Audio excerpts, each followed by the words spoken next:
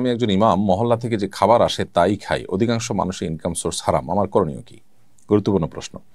ইমাম সাহেবরা বাসা বাসা থেকে খাবার আসবে, সেটা খাবে, এটা ব্যক্তিগতভাবে আমার নিজের কাছে খুব ভালো লাগে না।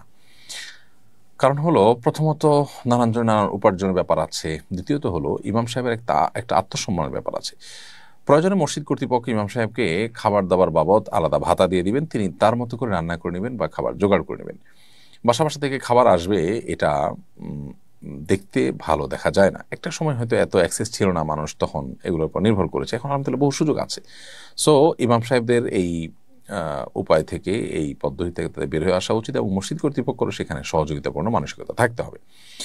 মূল প্রশ্ন উত্তর যদি আমরা আসি যে বেশিরভাগ মানুষের ইনকাম সোর্স হারাম, আপনার খাবার যে ইমাম হিসাবে আপনার খাবার যে বাসাগুলোতে আছে তাদের শুধু হারাম উপার্জনই আছে, কোনো হালাল উপার্জন নেই, এটা যদি আপনি জানতে পারেন তাহলে তাদের বাসার কোনো কিছু আপনার জন্য খাওয়া হালাল হবে না।